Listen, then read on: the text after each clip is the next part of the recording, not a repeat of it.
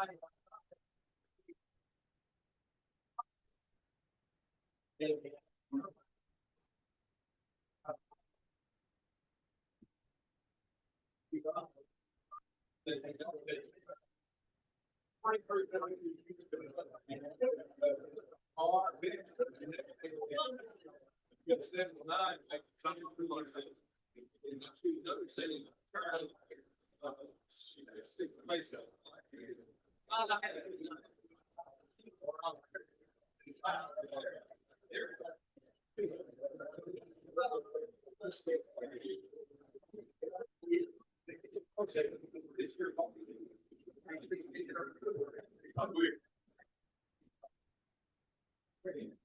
I may have your attention, I'd like to welcome everyone to our annual State of the World program.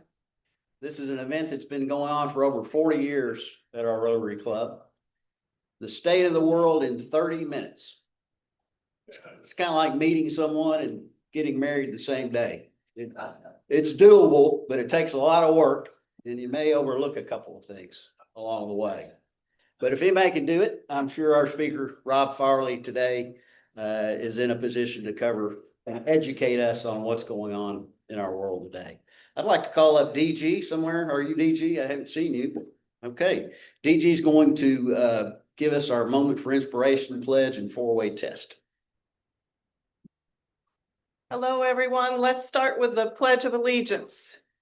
I pledge allegiance to the flag of the United States of America and to the republic for which it stands, one nation, under God, indivisible, with liberty and justice for all.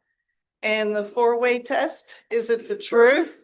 Is it fair to all concerned? Will it build goodwill and better friendships? Will it be beneficial to all concerned? And I am being held to 2 minutes, so here we go. Oh yes, please be seated. In a world brimming with information, opinions, and narratives, it can feel like we are adrift on a vast ocean of voices. Every day we are bombarded with claims and counterclaims, perspectives and counter-perspectives. It is more crucial than ever that we pause, take a deep breath, and commit ourselves to one of humanity's most noble and essential endeavors, the unwavering pursuit of truth. Truth is not always comfortable. Sometimes it even hurts, doesn't it? It demands humility, a willingness to admit when we are wrong, and the courage to change our minds in the face of compelling evidence. This is not a weakness, but a profound strength. To seek truth means to cultivate a spirit of inquiry. It means asking difficult questions, even when the answers are elusive. It means delving beyond the surface, scrutinizing sources, and engaging with diverse viewpoints, not to confirm what we already believe, but to expand our understanding. It requires us to listen deeply, to critically think independently. Seeking truth is hard work. In our personal lives, seeking truth allows us to build stronger relationships, make wiser decisions, and live with greater integrity. In our communities and in the broader world, the collective commitment to truth is the bedrock of justice, progress, and genuine understanding. So, let us seek truth with renewed vigor. Let us commit to being diligent students of reality, not passive consumers of information. Let us try our very best every single day, every single moment to learn what is true. Thank you. Thank you, DG. We're going to acknowledge a lot of guests. We have a lot of people that this is your first Rotary meeting, and we want to welcome everyone that's never been to a Rotary meeting. One thing I want to tell you is Rotary is an international organization. And that's one reason today's program has so much impact to our entire club. I would like to introduce one special guest, Abdul Hakim. Stand up, please. You get the award for traveling the furthest. Abdul is from Pakistan, and he is here visiting his brother.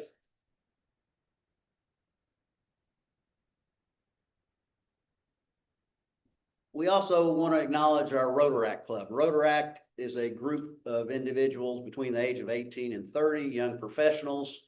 They operate very similarly to Rotary.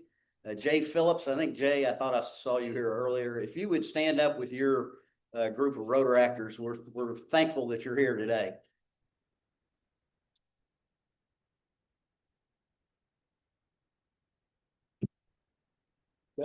Bill, come on up, sir. Bill Burke. Hi, we have one more visiting Rotarian. Alfred Coles is a guest of Keith Key.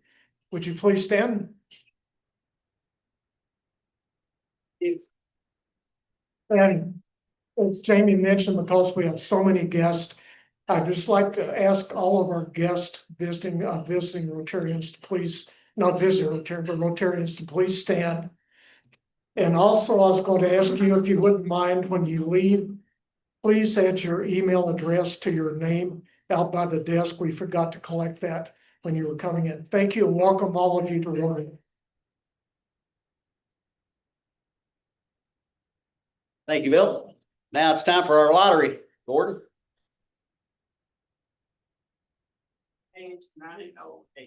We're looking for the Queen of Spades, $908 in the pot. For those of you that are visitors, let's let Rob pull. You want to? For those that are visiting, half the money goes to our charitable fund and half goes to the winner. Queen of Spades.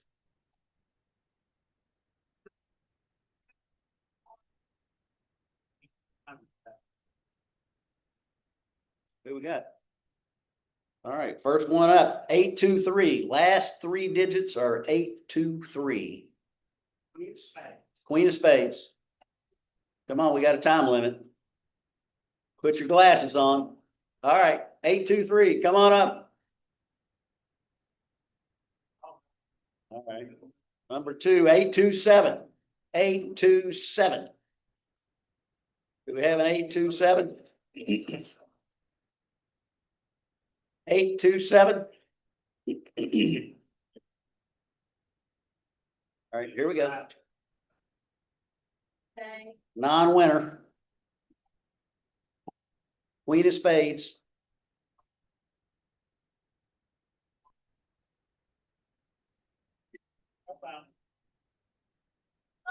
Okay. I've got just a few announcements and we'll try to move along real quickly because I guess every 90 seconds counts. Harding Daw, Wynn Paulson, and Sean Lyons are celebrating birthdays this week. I think I saw Harding here earlier, but I'd like to wish you all a happy birthday. Thank you.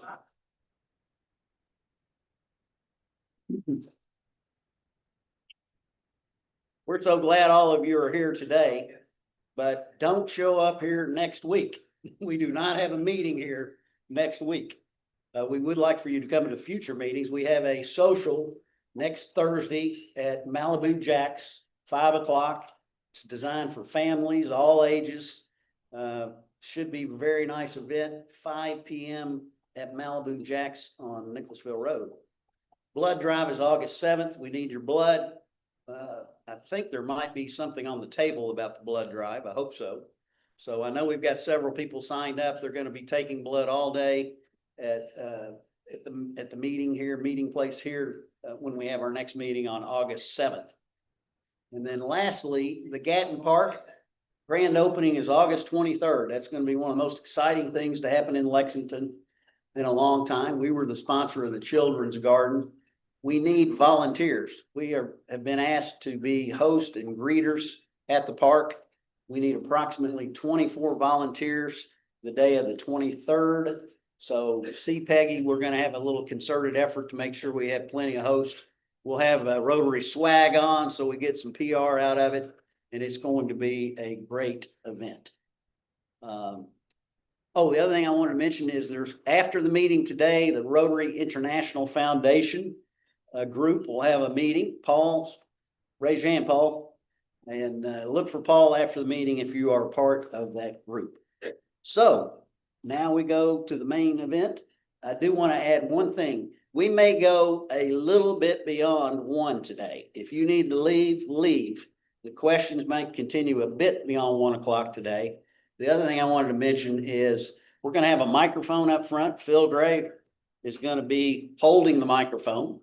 And we're going to line up and take questions. If you want to ask Dr. Farley a question, I think he's very interested in having your question. So that's kind of the format we will use for that.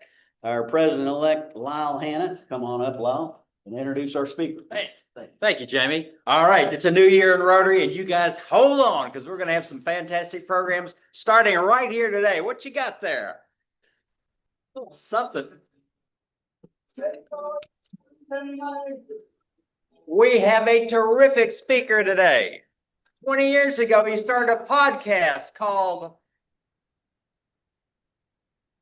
Lawyers, Guns, and Money. That's it. You cut that off. Just for fun, I thought you ought to hear that. He is fantastic, okay? PhD, teaches the Patterson School of Diplomacy. He's spoken to us before, always interesting. You guys, all those sessions, like you go home and listen to the news at night, what in the world's going on in the world? He's going to help us understand it better. I don't think he's got the solutions quite yet, but we're working on it. So let's give him a warm welcome. It's great to have Dr. Robert Farley here today. Let's give him a big hand. Come on up here. Got it. And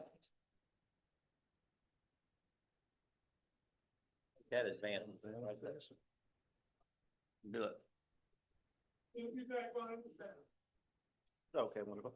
Well, let me first. That'll come up in just a second. Okay, great. Thank you so much for inviting me. I want to thank everyone for inviting me. It has always been a delight to be here. In the years that I've been able to speak with you. Patterson School, of course, has a long and very important history in Lexington and in Kentucky. And we consider it part of the obligation of our school to speak to events like this, to be part of the life of the Commonwealth, and to describe how the Commonwealth fits into the international politics and how international politics matter for what we do here in the Commonwealth, for business and for everything else. I see we're still trying to get the slides up, but if you came last year, my slides have not changed immensely from last year. I changed 2024 to 2025 and made a few other cosmetic changes. And there's a reason for that. Most of the problems that we had last year are the same problems that we have this year with a few alterations.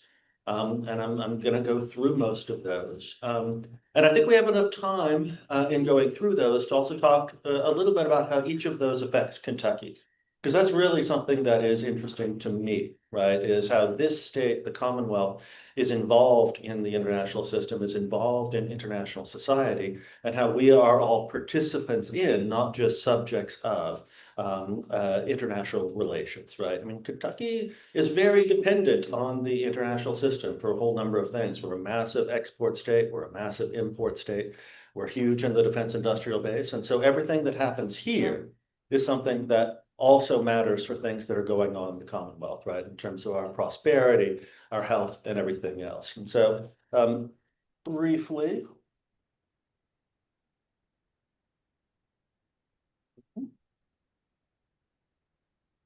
they're telling me I need to turn it on. There we go. So this is a brief map of where we're going. I'm going to try to leave at least 10 minutes for question answer, because honestly, question answer is the most important part of this whole experience. You come here to want to know more things about the system. I can only give you an overview in this. And so please be thinking about what you would like to ask at the end. So we're going to start with ongoing conflicts, the conflicts that were going on last year and that are still continuing. I want to talk a little bit about China, because China is part of the news right now and is an important component of everything that's happening. We're going to talk about economic statecraft. That's going to be tariffs and other economic things that are affecting the world, structuring the world and affecting us.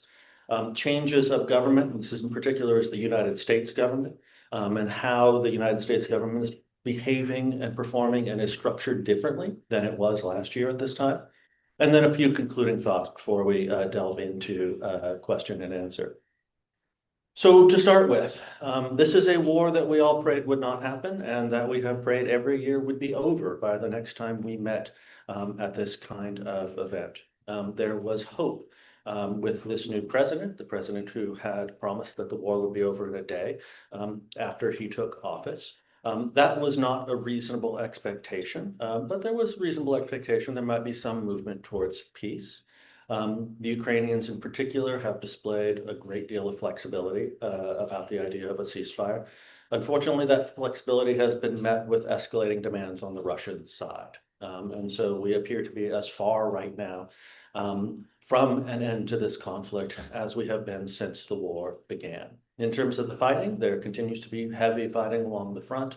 The fighting is different now than it was a year ago. Now it is mainly small quadcopter drones hunting people along the front, along with artillery and other sorts of legacy weapon systems. This is every bit as unpleasant as you can imagine it to be. If the first 2 years of the war were replaying World War I, this is replaying an even more awful version of World War I, where one is hunted by small robotic helicopters whenever you are in the trenches. And that's both sides, right? I mean, we all have opinions about who's responsible for this war, but whoever may be responsible, ordinary Russians and ordinary Ukrainians are dying in this, right? And they're seeing their families destroyed, their futures destroyed. The Russians are gaining territory, but they are gaining territory very, very slowly. I think the estimates are that it will take them several years at their current rate, even to take the territory that they are demanding that Ukraine cede. And so we have a while. The Russian economy is struggling after several years of running very hot because of huge military spending. They will probably go into a recession this year, and there are underlying problems that are really much worse than just a recession. Incredibly high interest rates, very high inflation, a distorted economic picture that may ruin the future of the country for decades. Same thing can be said of Ukraine, where Ukraine has suffered devastating damage from the attacks that are being launched upon its cities and upon its infrastructure. I was in Ukraine 2 years ago. I visited Kyiv, I visited Odessa, and there were airstrike sirens all day long. Those airstrikes have only increased, and the damage to those cities has only increased. And yet, both the Russians and the Ukrainians seem to remain committed to continuing this war, right? The Russians, because they believe Ukraine is their birthright, and the Ukrainians, because they believe the Russians are wrong. President Trump, you may have followed a lot of the conversation about the conflict. He was very optimistic about ending the war and leveraging his relationship with President Putin to do so. I'm sure that many of you also saw his Oval Office interview with President Zelensky of Ukraine. So far, these efforts have yielded naught. And we're not exactly sure what else the United States can do. President Trump seems to have turned a corner. Where he initially assessed that the Ukrainians were the problem, now he assesses that the Russians were the problem. Unfortunately, we have more tools for dealing with the Ukrainians than we do with the Russians. And so simply telling the Russians that they're bad and that they should stop, which has been much of what we have done so far, has yet to yield positive results in the conflict. So this is one where, once again, if we make it to February of 2026, it will be 5 years in this war. Hundreds of thousands dead on either side. But at this point, I can't say with any certainty or even with any probability that this war is going to be over by February of 2026, which will be the 5th anniversary of the conflict. And so that's not good news. I'm not sure that there's better news in the other conflict that continues, that has continued over the past 3 years. I call these the wars of October 7th, since October 7th was the triggering event for the beginning of this conflict. Of course, Israel and Palestine had been fighting each other in the past, but there had been an uneasy peace until it was triggered by Hamas's attacks on October 7th. Since then, the entire Middle East has been racked with conflict. The most recent iteration of this conflict is what people are calling the 12-day war, which is the war that Israel and then the United States waged upon Iran and Iran's nuclear program. I'm going to say the words, I don't know a lot through this entire conversation, The important questions about the outcome of the 12-day war are very much on the I don't know spectrum, right? We don't know how badly damaged the Iranian nuclear program is. We know how badly damaged some of the sites are. We know how badly damaged some of Iran's infrastructure is. We do not know, and many of the estimates suggest that Iran may still be able to develop nuclear weapons within a period of less than 12 months. We don't know if Iran wants to develop nuclear weapons, right? And that sounds like a strange thing to say, but it has consistently been part of US national intelligence estimates, right? And we still don't know even today. We don't know what the Israelis will do if they believe that the Iranians are continuing to move towards nuclear weapons. We don't know if they will launch more strikes. We do know that if they launch more strikes, they will probably need US assistance to actually cause any significant damage to Iran's nuclear program. They will probably need a lot of US assistance if they intend to overthrow the Iranian regime, which was one of the hopes of the attack. We do know that many of Iran's proxies around the Middle East have been badly damaged. This is in particular the case of Hezbollah in Lebanon and Hamas. Another of Iran's proxies in Syria, the regime of Bashar al-Assad, has collapsed. Iranian militias in Iraq have stood down. And the Houthis in Yemen have at least grown a little bit more quiet over the past years. But all of these can reconstitute themselves. Right? Hezbollah was badly damaged by a number of attacks, decapitated, in fact. Decapitation in this case literally means the assassination of the leadership of Hezbollah. They can reconstitute their leadership. There are other people who will step up. And so decapitating Hezbollah means that you are buying yourself time. And we don't know how much time the Israelis have bought themselves. We don't know how much longer the Israelis want to pummel Gaza. I mean, Hamas has very little left to offer in terms of any kind of military capability or assets. There are hostages. Hamas has been intransigent, but there are only so many more things that bombs can do in Gaza at the moment. We don't know what the damage to Israel's national reputation is going to matter in the long run. Certainly, there are a lot of people around the world who are skeptical of Israel's reasons for launching this war and who want them to stop. And, you know, again, the biggest one, we don't know what the Iranians are going to do with their nuclear weapons. Right? We don't know what they're going to do with their program. We know the Israelis won this war. We just don't know what that victory means. And so this is not necessarily a war that we're not going to talk about next year. Right? We may still be talking about it next year in exactly these terms. Another thing that we will certainly be talking about next year is what the professionals in this area call great power competition, and that is long-term US competition with China. China is an economic power, the sort of which the United States has not faced since the 1870s. Right? The closest analog to China's economic power in terms of competition with the United States is Imperial Germany, right? And the strength that Imperial Germany had after 1871. In every other conflict that the United States has faced, including the Cold War, the United States has been an overwhelming economic superior, an overwhelming economically advantageous position. That is still the case with China for a while, but it will not be for long. The Chinese economy is huge. The Chinese economy is innovative. And the Chinese economy is heavily industrialized, and it is becoming more rapidly innovative in a lot of sectors that the United States views as very important, including artificial intelligence, chips, military technology. So the advantage that we perceive the United States to have, and even if we remember what the Cold War was like, where we perceived that there was an advantage over the Soviet Union, right? That our stuff was more technologically advantageous than advanced than their stuff, that our economy was more robust than their economy. Those things aren't necessarily true with China, and they will become less true every year. Why I call it the conundrum is that unlike the Soviet Union in the Cold War, unlike Wilhelmine Germany, unlike Russia today, China is also an incredibly important trade partner of the United States. prosperity of the American people over the last 40 years has been built upon trade with China.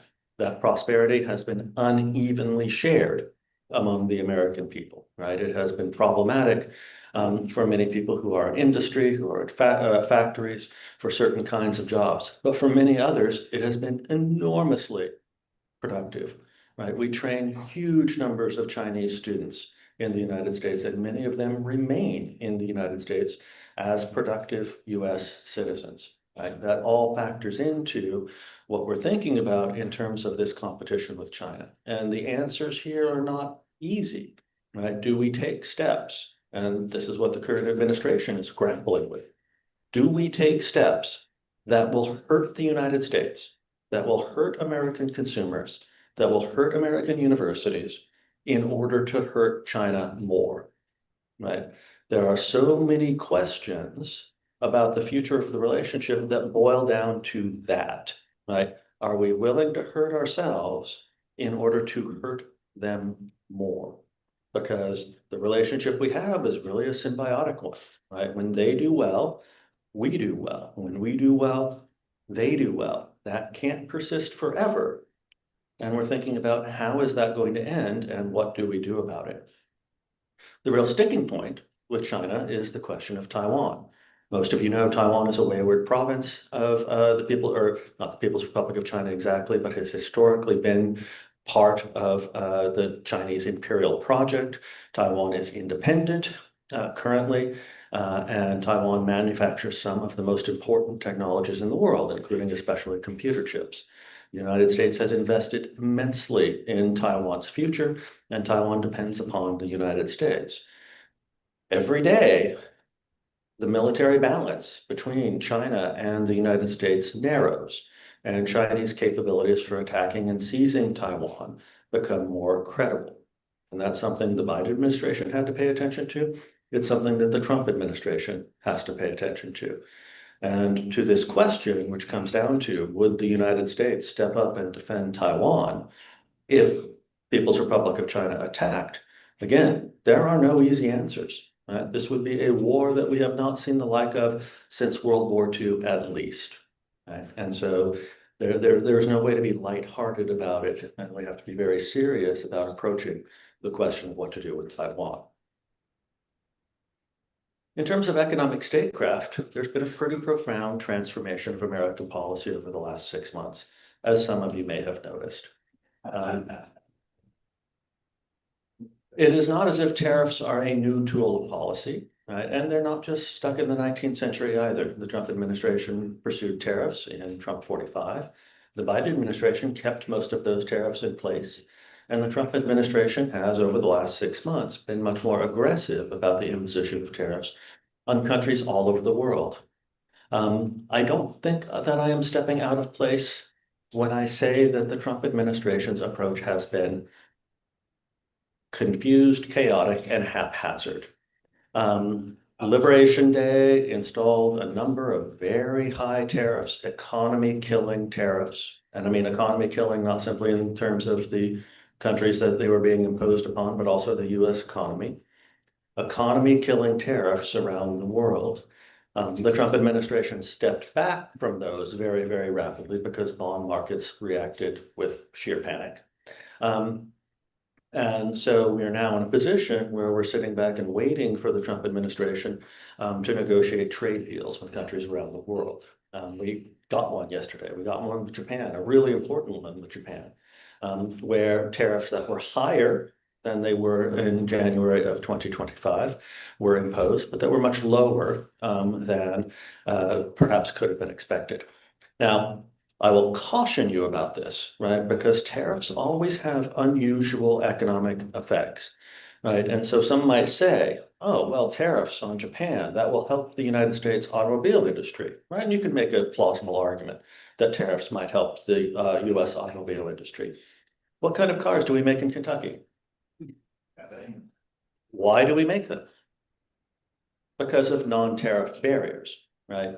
And so down the line, it is entirely possible that a Japanese company might decide that it no longer makes sense to invest inside the United States when it can simply trade on basic tariffs, basic 15% tariffs for automobiles that are manufactured in Japan, right? TMMK exists here in Kentucky because of a very specific set of regulations that limited the number of cars that Japan could export to the United States.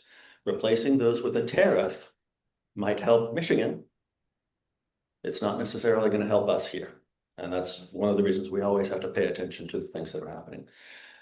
Sanctions, the president uses tariffs as sanctions, uses tariffs as a way of punishment. They aren't that different from the sort of sanctions that the Biden administration imposed. Immigration is another big one.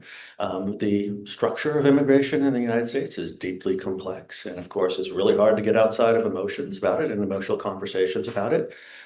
But once again, right, in terms of thinking about how immigration matters for Kentucky, right? Kentucky is primarily an agricultural state.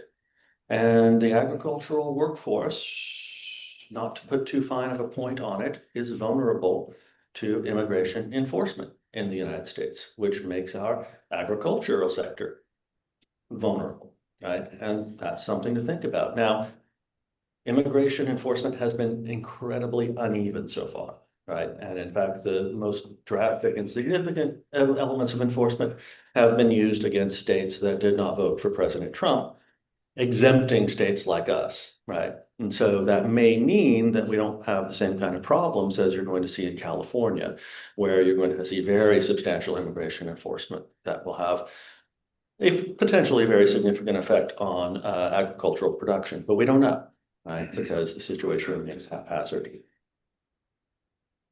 I think the biggest change, and I think probably the most unexpected change over the past few months, has been the transformation of the US government. Right? So everybody remembers Elon Musk and everybody remembers DOGE, the Department of Governmental Efficiency. There is not a think tank in Washington, D.C. that expected DOGE to work in the way that it did. And what DOGE did is it took apart longstanding structures of foreign policy administration in the United States. The biggest of these is USAID, the United States. What is it? Agent, right there, Agency for International Development, right there. I have a personal interest in this because the number of alumni, 10 or 15 years on the job, building careers, who found themselves out of a job in first 2 months of this administration is not insignificant, right? I feel like it's my job to help my students find their jobs. It has not historically been my job to help alumni who were 15 years in try to find new jobs as well. But that's where we are. The end of USAID is fantastically important in the lives of people in many of the developing countries around the world. It's also incredibly important in terms of Kentucky, because believe it or not, most USAID funds were spent inside the United States. They were spent on various jobs, on infrastructure, on agriculture, on other kinds of investment inside the United States that would then be exported abroad. We don't know what the economic impact of that is going to be long term, but it could be significant. We've also seen substantial reform to the Department of State. We've seen substantial reform to the Department of Defense. We don't know how that's going to go. But the changes that we're making right now to the US government could be significant. This administration is also changing its approach to international institutions. We withdrew from UNESCO, which has always been a controversial institution. It protects World Heritage Sites around the world. Paris Climate Accords and other climate change institutions. And we have not withdrawn from NATO, but we have reduced US commitment to NATO, which obviously has a huge impact on how we think about the future relationship of the United States with Europe and with Russia. With that, I will conclude very, very rapidly. There are challenges. Much has changed with the US election, but let's try to be hopeful. And I will turn it over for questions. Sir. The mic, Chris, please. We're gonna line up, follow protocol. You in your last point, Get away from the speak, get away from the speak. Anyway, full government. Can you look at your crystal ball? Surely you got a crystal ball in your office. In my pocket. Yeah, and tell us what you think soft diplomacy or soft tools of diplomacy, might do over the next year, what we might see. Take a concern. So this is a terrific question. Soft diplomacy, soft power, it's a really complex concept in international relations and in diplomatic studies. USAID is usually thought of as a component of soft diplomacy or soft power, right? Soft diplomacy. We will certainly see a transformation in how soft diplomacy is done because we have eliminated the organs that did soft diplomacy, right? But I think to give the most credit possible to the Trump administration, their argument will be that a lot of these institutions did not have to exist within government, right? That USAID essentially replaced either commercial, corporate, trade-oriented types of diplomacy or replaced non-governmental organizations, so faith-based diplomacy, other kinds of NGOs, right? And so squeezed those essentially out of the sector by replacing them with government, right? And so I think the argument that Marco Rubio might make right now is that, yes, there will be short-term dislocation in terms of US soft power, but that short-term dislocation will over time be replaced by industry. It will be replaced by NGOs. It will be something that happens outside of government. Now, so that's their answer, right? My answer is that there's probably some truth to that. But over time, this administration, even within the next 3 years, is going to determine that it wants to have buttons that it can push. It wants to have levers that it can pull. And it's going to determine that it doesn't have those anymore. And it has to rebuild the capability to compete with Russia, to compete with China, to compete with Iran on soft power questions, right? A lot of the criticism is that we have essentially left Africa open to Russian and Chinese influence. And the Trump administration scoffs at that. But I think over time, we're going to say, they're going to notice, oh, hey, right?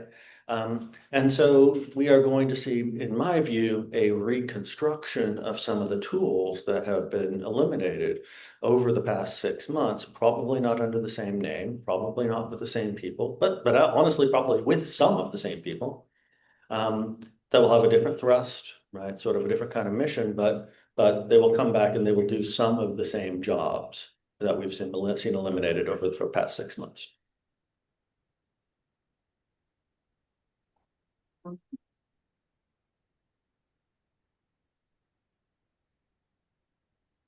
North Korea is at 30,000 troops in Ukraine.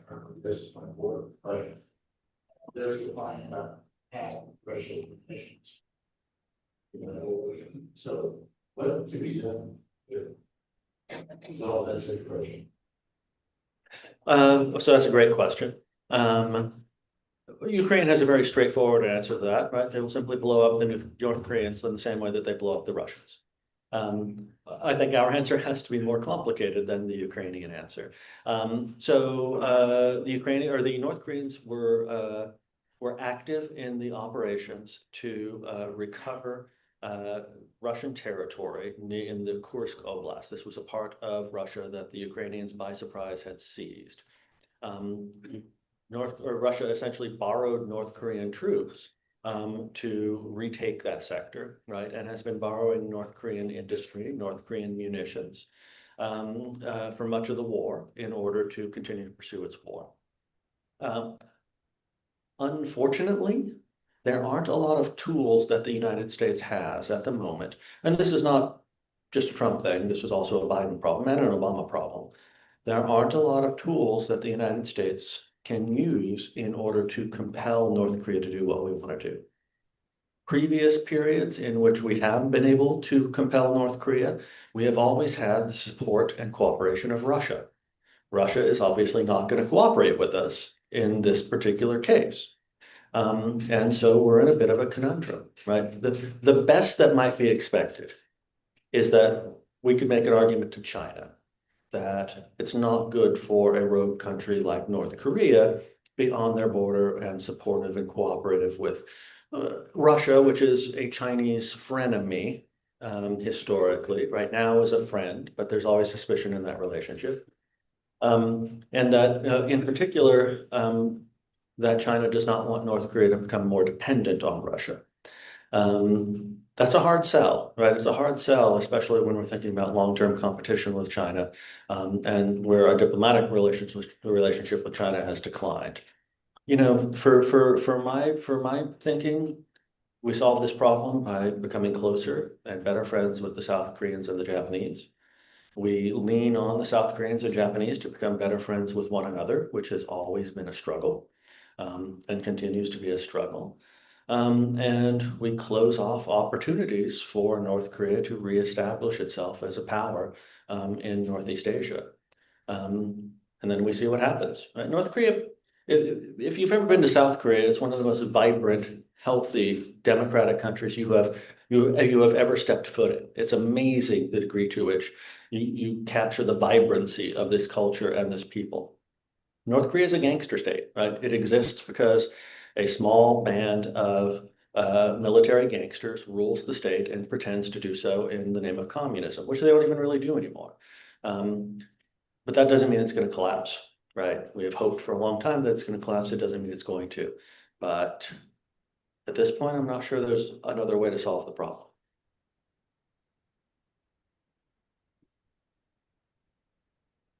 Why capacity is with some major person? So that's also a fantastic question, and I think it's one that the University of Kentucky has had to deal with, sort of surprisingly, has had to deal with over the past couple of weeks, if you've paid attention, or if you're part of UK, or if you've paid attention to what's going on in the Herald Leader. Modern anti-Semitism, especially in the university system, is fundamentally about Israeli-Palestinian relations, right? There are other sources of anti-Semitism in American life that aren't really founded around Palestinian-Israeli relations. But within the university system, we're overwhelmingly talking about anti-Semitism that stems from disputes over Israel-Palestine. After October 7th, the demonstrations against Israeli attacks on Gaza, or Israeli attacks against Hamas, I don't know how to use a term other than got out of hand, right? But they got way out of hand, right? They got way out of hand in some places. Of course, students have always protested, and students have a right to protest. But, you know, Jewish Americans are very sensitive to this. Are you criticizing Israel, or are you criticizing Jews, right? And in many cases and on many campuses, right, rhetoric crossed that line, right, to where people were not merely criticizing Israel, they were criticizing Jews, right? And that has been represented also in terms of attacks here in the United States against Jewish centers of worship. It's one of the reasons if you go to TAI or OCS, now you'll find a police car outside, and when if there's any kind of significant gathering. The solution to anti-Semitism on the campus is, believe it or not, it is not to punish the university administration by fining them hundreds of millions of dollars, right? What that will do will just force the administration to clamp down on protesters, to clamp down on demonstrators in ways that curtail free speech rights and that don't solve the problem, right? People will simply move those kinds of protests off campus, or they will simply engage with administration, and they will engage in direct attacks against administration, which will possibly have even more vicious anti-Semitic overtones. So I guess my answer is that anti-Semitism on university campuses is not just a joke, right? It's a real thing on some campuses, not really UK that much, but on some campuses, and not just elite campuses. There are non-elite campuses where it's a problem. But, you know, threatening to punish university administration and universities as a whole for the activities of protesters, which the universities themselves have pretty minimal control over, is not a way to solve the problem.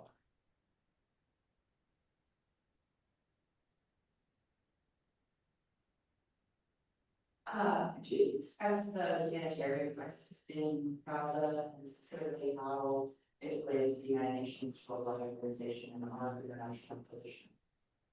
So you said the United Nations. World Health Organization. Yeah.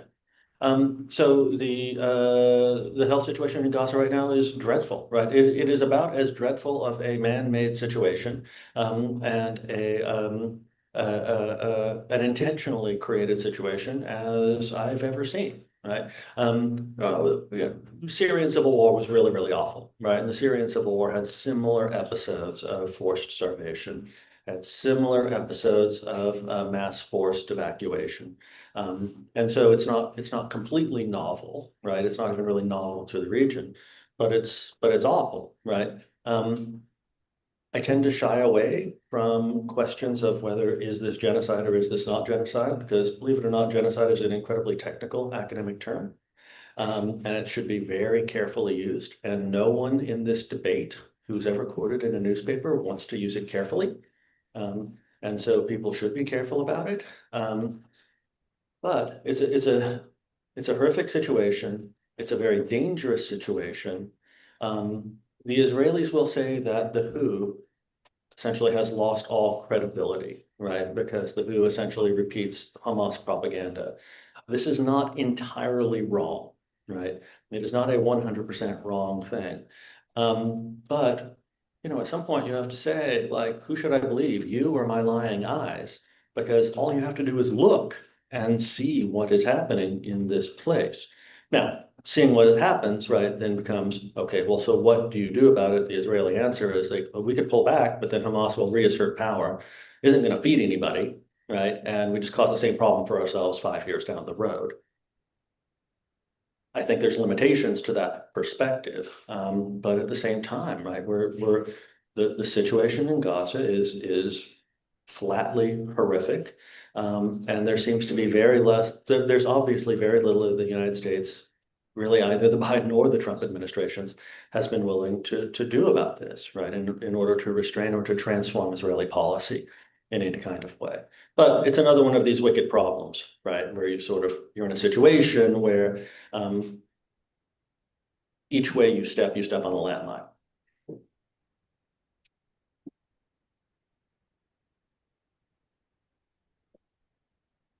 The last couple of years, we've seen a lot of reigns of authoritarian governments around the world. We've seen it with Erdogan in Turkey, with Orban in Hungary, Bolsonaro in Brazil. Can you speak a little to that and what we might be?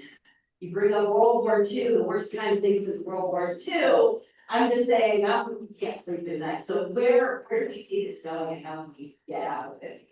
Well, I mean, $20,000 question. right. So there are two episodes I'll point out right away, and then I think we're close to, if anybody wants to intercept me after, but I'll do my best right now.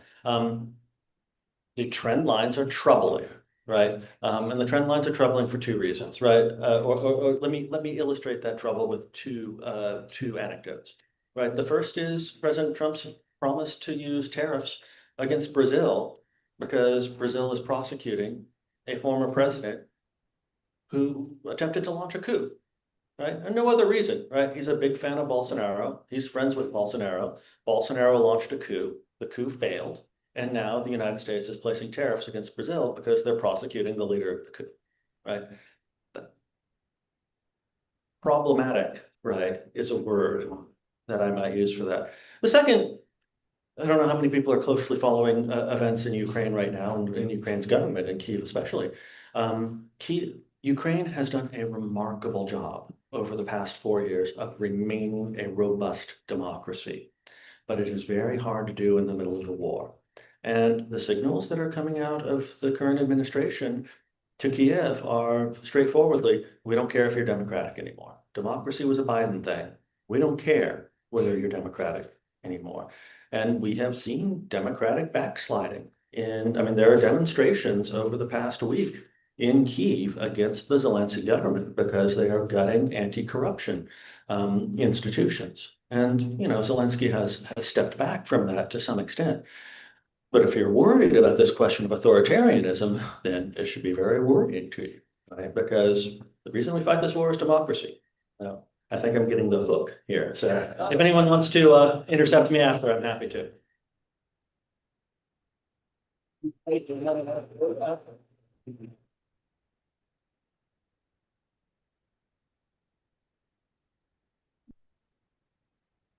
Rob said he's going to be available for a few minutes after the meeting. So if you have a question, he'll be up front. Great meeting, great turnout. I guess I sound like a Baptist preacher. Come back again. We want you to join if you're interested in Rotary. These are the type of meetings we have. We've got the mayor coming. We've got Mitch Barnhart going to talk about name, image, and likeness. We've got a great set of speakers lined up. We have a great group of service opportunities. We're glad you're here today. Thank you very much, Rob. Could have talked all day because there's so much to cover, but we are formally adjourned. Thank you. Yeah.